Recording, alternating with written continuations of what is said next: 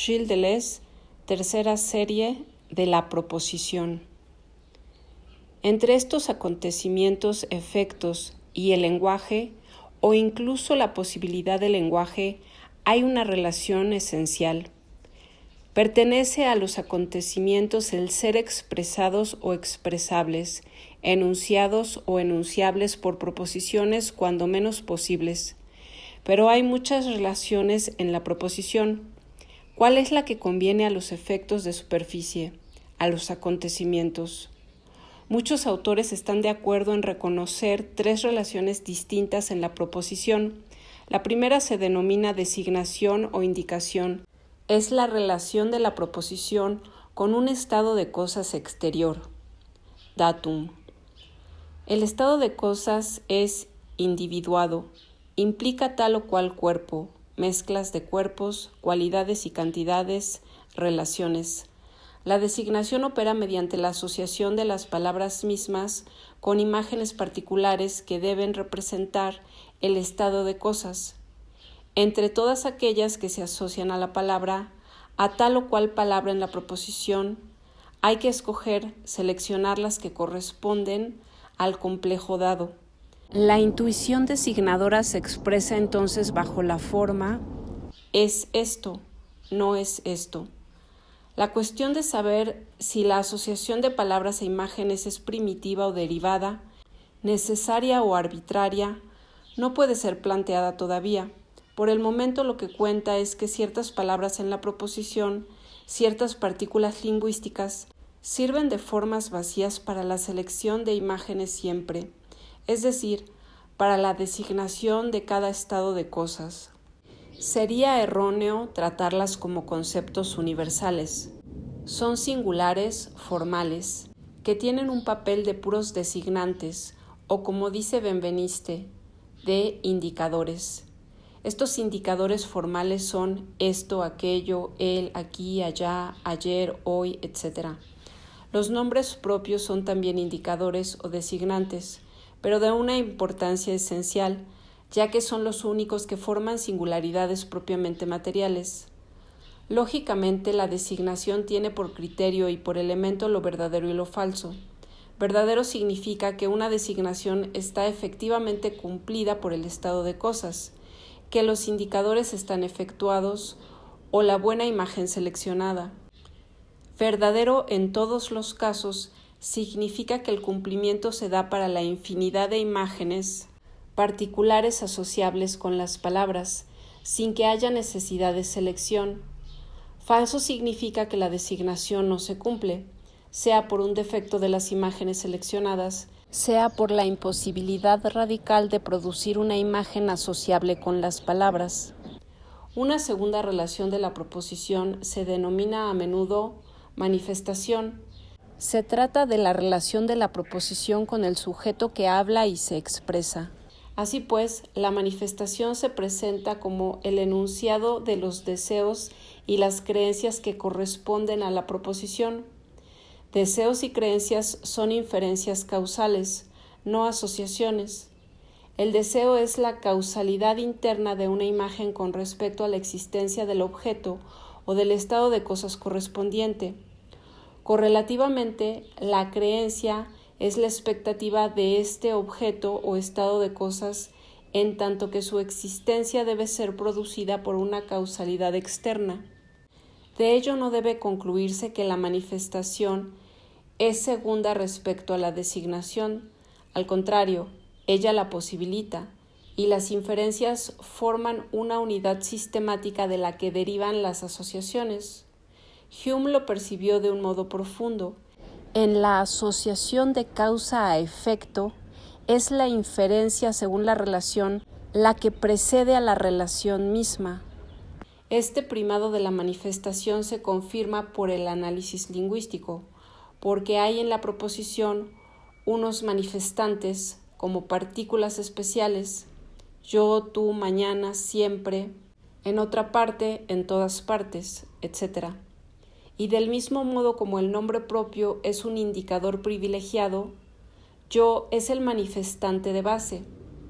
Pero no son solo los otros manifestantes quienes dependen del yo, sino que es el conjunto de indicadores los que se relacionan con él.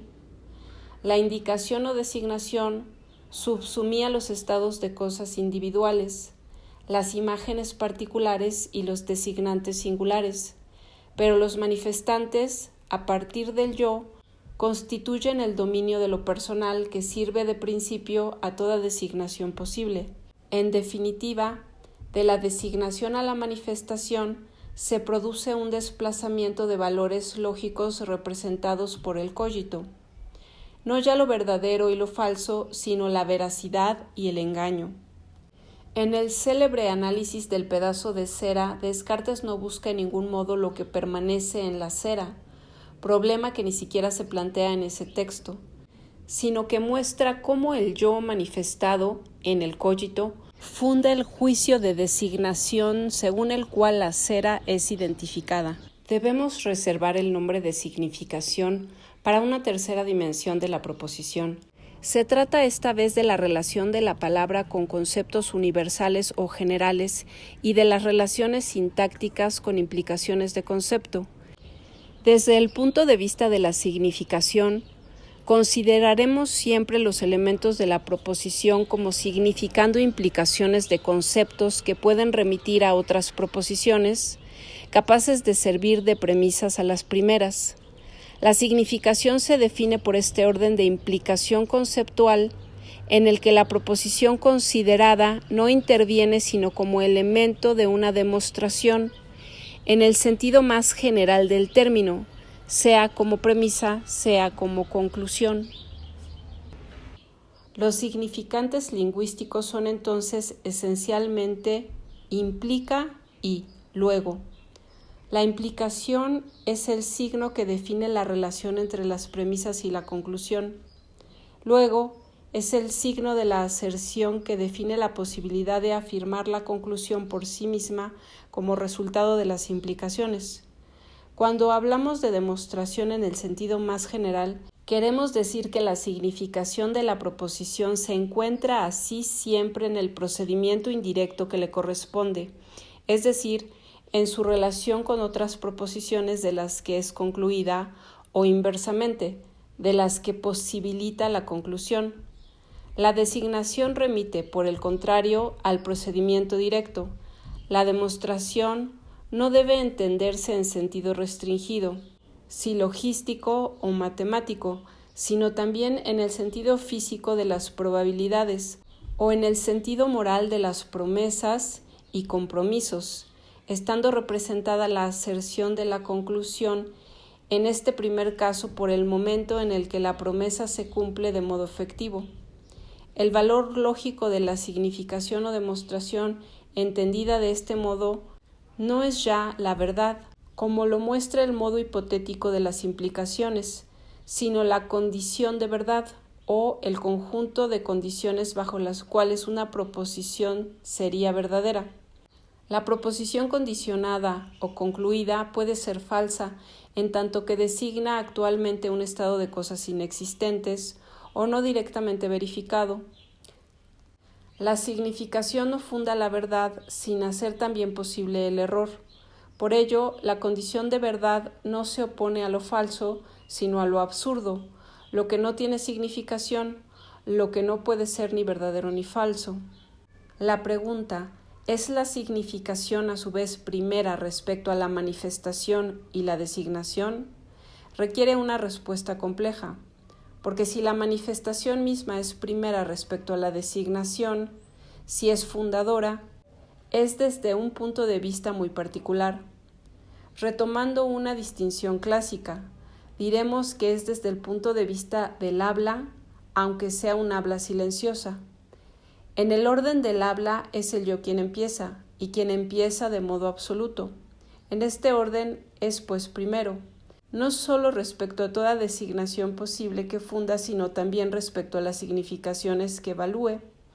Pero, precisamente, desde este punto de vista, las significaciones conceptuales ni valen ni se despliegan por sí mismas, permanecen sobreentendidas por el yo, que se presenta como dotado de una significación inmediatamente comprendida, idéntica a su propia manifestación. Por ello, Descartes puede oponer la definición del hombre como animal razonable a su determinación como cogito, pues la primera exige un desarrollo explícito de los conceptos significados. ¿Qué significa animal? ¿Qué significa razonable? Mientras que la segunda se supone comprendida nada más dicha. Este primado de la manifestación, no solo respecto a la designación, sino respecto a la significación, debe entenderse pues en un orden del habla, en el que las significaciones permanecen naturalmente implícitas. Solo ahí el yo es primero respecto de los conceptos, respecto al mundo y a Dios.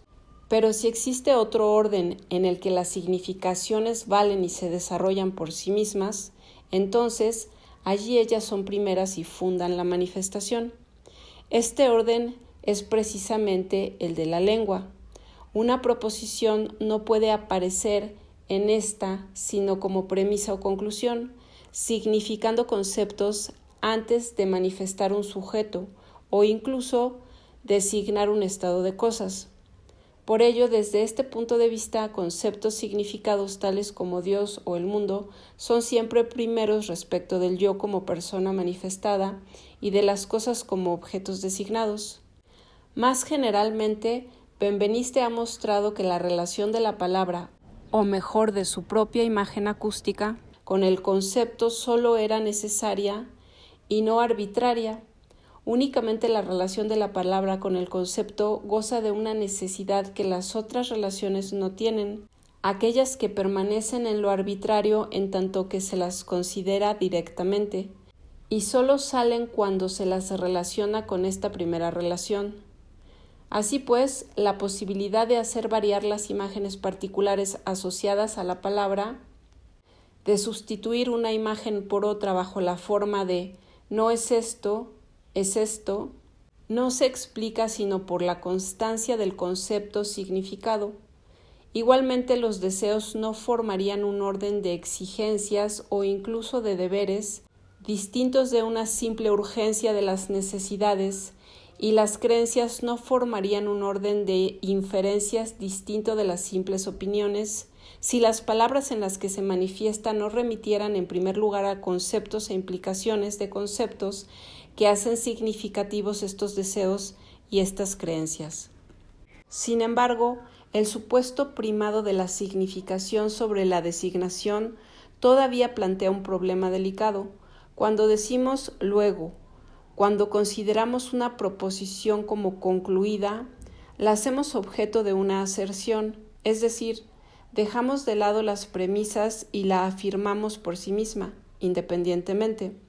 La remitimos al estado de cosas que designa, independientemente de las implicaciones que constituyen su significación. Pero para ello son precisas dos condiciones.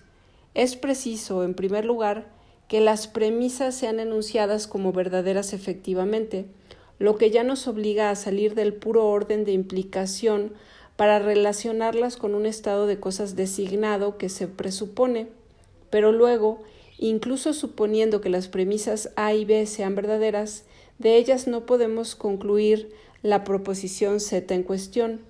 No podemos desligarla de sus premisas y afirmarla por sí con independencia de la implicación, más que admitiendo que es a su vez verdadera si A y B son verdaderas, lo que constituye una proposición C que continúa dentro del orden de la implicación, que no alcanza a salir de él, ya que remite a una proposición D, que dice que Z es verdadera si A, B y C son verdaderas, hasta el infinito. Esta paradoja central de la lógica, y que tuvo una importancia decisiva para toda la teoría de la implicación y la significación simbólica, es la paradoja de Lewis Carroll en el célebre texto Lo que la tortuga dice a Aquiles.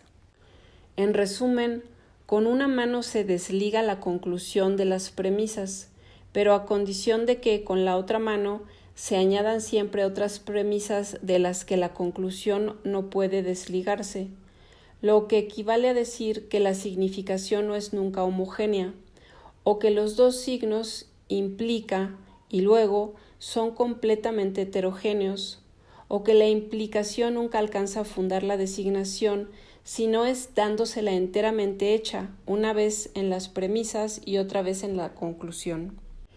De la designación a la manifestación y luego de la significación, pero también de la significación a la manifestación y a la designación, estamos atrapados en un círculo que es el círculo de la proposición. La cuestión de saber si debemos contentarnos con estas tres dimensiones o si es preciso añadir una cuarta que sería la del sentido es una cuestión económica o estratégica. No es que debamos construir un modelo a posteriori que corresponda a unas dimensiones previas, sino porque el modelo mismo debe ser apto para funcionar a priori desde el interior. Debe introducir una dimensión suplementaria que no habría podido ser reconocida a causa de su evanescencia desde el exterior en la experiencia. Es pues una cuestión de derecho, y no solamente de hecho. Sin embargo, hay una cuestión de hecho, y es preciso empezar por ella. ¿Puede ser localizado el sentido en una de estas tres dimensiones, designación, manifestación o significación? Se contestará en primer lugar que ello parece imposible para la designación. La designación es aquello que, si se cumple, hace que la proposición sea verdadera, y si no, falsa. Ahora bien, el sentido no puede consistir evidentemente en lo que hace verdadero o falso a una proposición, ni en la dimensión en la que estos valores se efectúan. Y lo que es más, la designación no podría soportar el peso de la proposición, si no es en la medida en la que pudiera mostrarse una correspondencia entre las palabras y las cosas o estados de cosas designados. Brice Pagan ha contabilizado las paradojas que una hipótesis tal hace surgir en la filosofía griega. ¿Cómo evitar, por ejemplo, que un carro pase por tu boca? Más directamente aún, Lewis Carroll pregunta, ¿cómo podrían tener los nombres un respondedor y qué significa para algo responder a su nombre? Y si las cosas no responden a su nombre, ¿qué les impide perder su nombre? ¿Qué permanecería entonces, excepto lo arbitrario de las designaciones a las que nada responde, y el vacío de los indicadores o designantes formales del tipo esto, desprovistos unos y otros de sentido? Es seguro que toda designación supone el sentido, y que hay que instalarse de golpe en el sentido para operar cualquier designación. Identificar el sentido con la manifestación tiene más posibilidades de éxito, ya que los designantes mismos no tienen sentido sino en función de un yo que se manifiesta en la proposición. Este yo es sin duda primero, ya que hace empezar el habla, como dice Alicia, si solo hablarais cuando se os habla, nadie diría nunca nada. Se concluiría de ello que el sentido reside en las creencias o deseos de quienes expresan. Cuando empleo una palabra, dice también Humpty Dumpty, significa lo que yo quiero que signifique, ni más ni menos.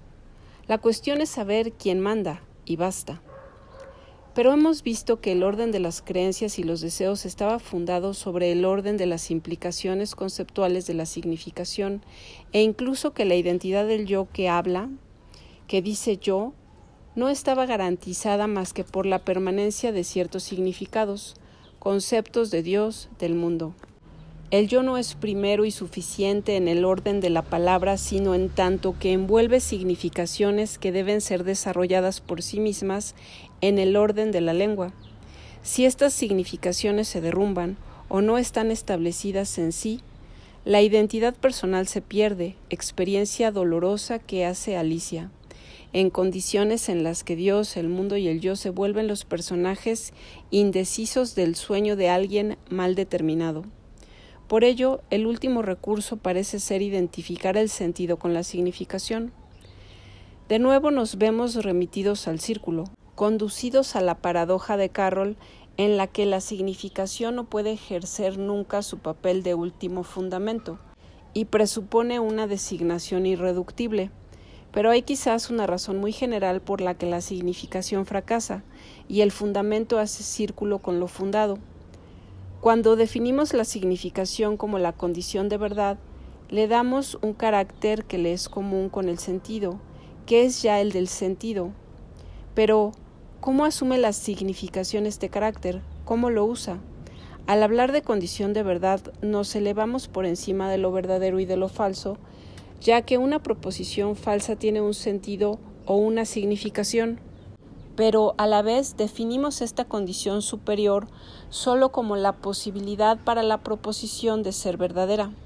La posibilidad para una proposición de ser verdadera no es sino la forma de posibilidad de la proposición misma. Hay muchas formas de posibilidad de las proposiciones: lógica, geométrica, algebraica, física, sintáctica. Aristóteles define la forma de posibilidad lógica por la relación de los términos de la proposición con los lugares que conciernen al accidente, el propio, el género o la definición. Kant inventa incluso dos nuevas formas de posibilidad, la posibilidad trascendental y la posibilidad moral, pero de cualquier modo como se defina la forma, es un extraño trámite que consiste en elevarse de lo condicionado a la condición para concebir la condición como simple posibilidad de lo condicionado.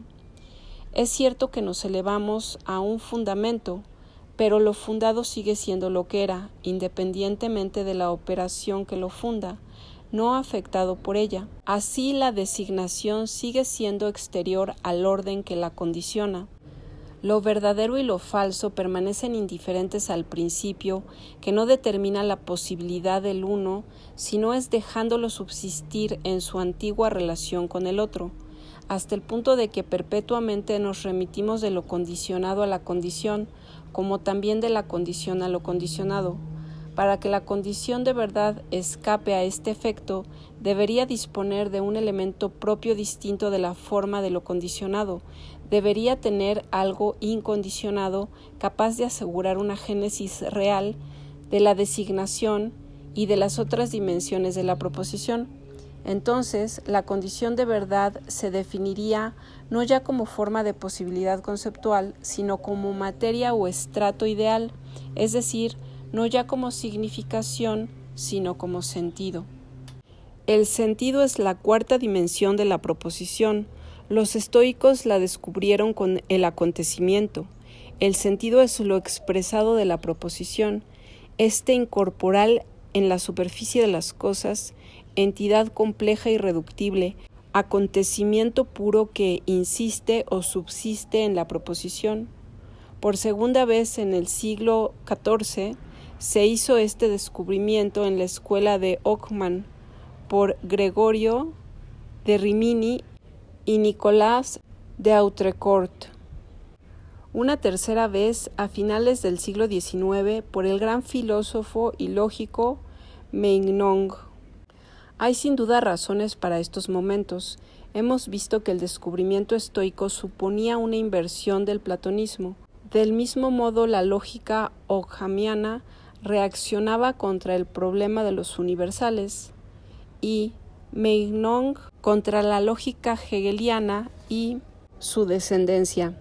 La cuestión es la siguiente: ¿hay algo aliquid que no se confunde ni con la proposición o los términos de la proposición, ni con el objeto o estado de cosas que está designado, ni con la vivencia, la representación o la actividad mental de quien se expresa en la proposición, ni con los conceptos o incluso las esencias significadas? El sentido, lo expresado de la proposición, sería entonces irreductible a los estados de cosas individuales y a las imágenes particulares y a las creencias personales y a los conceptos universales y generales. Los estoicos supieron decirlo: ni palabra, ni cuerpo, ni representación sensible, ni representación racional, e incluso puede que el sentido fuera neutro, completamente indiferente tanto a lo particular como a lo general, a lo singular como a lo universal, a lo personal y a lo impersonal. Tendría una naturaleza completamente diferente, pero es preciso reconocer una instancia tal, suplementaria, o debemos arreglárnoslas con las que ya tenemos, la designación, la significación y la manifestación. En cada época se reanuda la polémica, y es que, verdaderamente, El intento de hacer aparecer esta cuarta dimensión es un poco como la casa del Snark de Lewis Carroll. Puede que sea la casa misma y el sentido sea el Snark. Es difícil contestar a quienes quieren bastarse con palabras, cosas, imágenes e ideas, porque ni siquiera puede decirse del sentido que exista, ni en las cosas, ni en el espíritu, ni con una existencia física, ni con una existencia mental. Puede decirse al menos que es útil, que hay que admitirlo en razón de su utilidad, ni siquiera, ya que está dotado de un esplendor ineficaz, impasible y estéril. Por ello decimos que de hecho no puede ser inferido sino indirectamente, a partir del círculo al que nos arrastran las dimensiones ordinarias de la proposición, solamente hendiendo el círculo, como se hace con el anillo de Moebius, desplegándolo en su longitud, distorsiéndolo, la dimensión del sentido aparece por sí misma y en su irreductibilidad, pero también con su poder de génesis, animando entonces un modelo interior a priori de la proposición. La lógica del sentido está enteramente inspirada por el empirismo, pero precisamente solo el empirismo sabe superar las dimensiones experimentales de lo visible sin caer en las ideas y acosar, invocar y tal vez producir un fantasma en el límite de una experiencia alargada, desplegada. Husserl denomina a esta dimensión última expresión. Se distingue de la designación, de la manifestación y de la demostración. El sentido es lo expresado. Husserl, no menos que Megnon, reencuentran las fuentes vivas de una inspiración estoica. Cuando Husserl se interroga, por ejemplo, por el noema perceptivo o sentido de la percepción, lo distingue a la vez del objeto físico, de la vivencia psicológica, de las representaciones mentales y de los conceptos lógicos. Lo presenta como un impasible, un incorporal, sin existencia física ni mental, que ni hace ni padece, puro resultado, pura apariencia. El árbol real, lo designado, puede arder, ser sujeto y objeto de acción, entrar en mezclas, pero no el noema del árbol. Hay muchos noemas o sentidos para un mismo designado. Lucero de la mañana y lucero de la tarde son dos noemas, es decir, dos modos que tiene de presentarse el mismo designado en unas expresiones. Pero cuando Husserl dice que el noema es lo percibido tal como aparece en presencia, lo percibido como tal o la apariencia, no debemos por ello entender que se trata de un dato sensible o de una cualidad, sino al contrario, de una unidad ideal objetiva como correlato intencional del acto de percepción. Un noema cualquiera no está dado en una percepción, ni en un recuerdo o una imagen. Tiene un estatuto completamente diferente que consiste en no existir fuera de la proposición que lo expresa. Proposición perceptiva, de recuerdo o de representación. Del verde como color sensible o cualidad, distinguimos el verdear como color noemático o atributo. El árbol verdea, ¿no es acaso finalmente este el sentido del color del árbol y el árbol arborifica su sentido global? ¿Qué es el noema sino un acontecimiento puro, el acontecimiento árbol, aunque Husserl no hable así por razones terminológicas? Y lo que se denomina apariencia, ¿qué es sino un efecto de superficie? Entre los noemas de un mismo objeto o incluso de objetos diferentes se elaboran lazos complejos, análogos a los que la dialéctica estoica establece entre los acontecimientos. ¿Será la fenomenología esa ciencia rigurosa de los efectos de superficie? Consideremos el estatuto complejo del sentido o de lo expresado. Por una parte, no existe fuera de la proposición que lo expresa. Lo expresado no existe fuera de su expresión. Por ello, no puede decirse que el sentido exista, sino solamente que insiste o subsiste. Pero por otra parte, no se confunde en absoluto con la proposición. Tiene una objetividad completamente distinta. Lo expresado no se parece en nada a la expresión. El sentido se atribuye, pero no es en modo alguno atributo de la proposición, es atributo de la cosa o el estado de cosas. El atributo de la proposición es el predicado, por ejemplo, un predicado cualitativo como verde. Se atribuye al sujeto de la proposición, pero el atributo de la cosa es el verbo, verdear, por ejemplo, o mejor, el acontecimiento expresado por este verbo, y se atribuye a la cosa designada por el sujeto o al estado de cosas designado por la proposición en su conjunto. Inversamente, este atributo lógico, a su vez, no se confunde en ningún modo con el estado de cosas físico, ni con una cualidad o relación de este estado. El atributo no es un ser, y no cualifica un ser, es un extraser. Verde designa una cualidad, una mezcla de cosas, una mezcla de árbol y de aire, donde la clorofila coexiste con todas las partes de la hoja.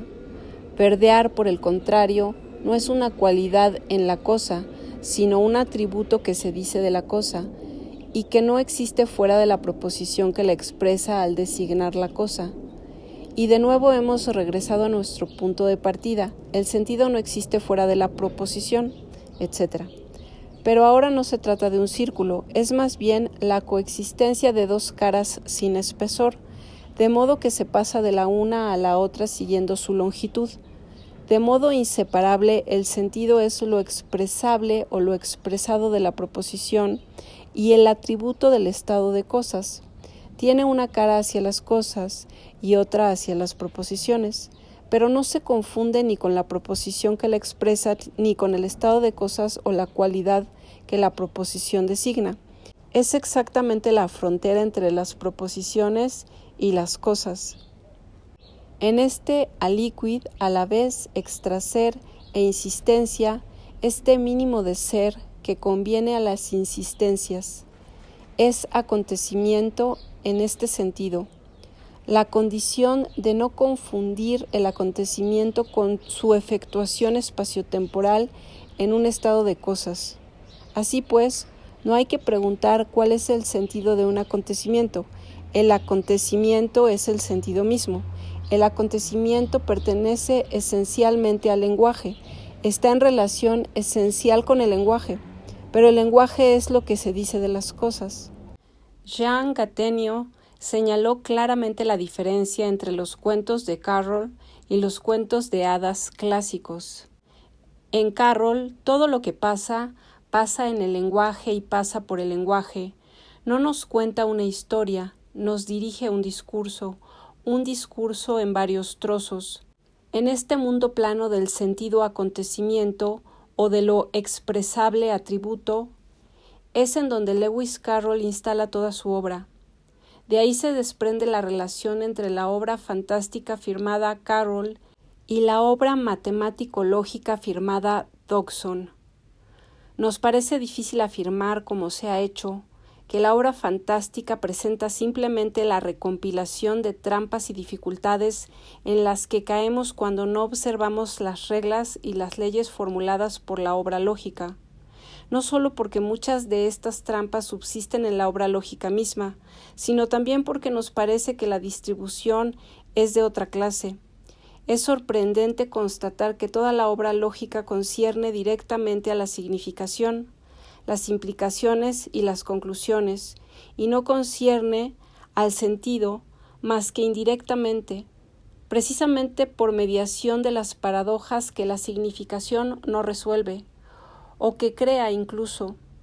Por el contrario, la obra fantástica concierne inmediatamente al sentido y la remite directamente la potencia de la paradoja, lo que corresponde muy bien a los dos estados del sentido, de hecho y de derecho, a posteriori y a priori, según si se lo infiere indirectamente del círculo de la proposición o si se hace aparecer por sí mismo, desplegando el círculo a lo largo de la frontera entre las proposiciones y las cosas.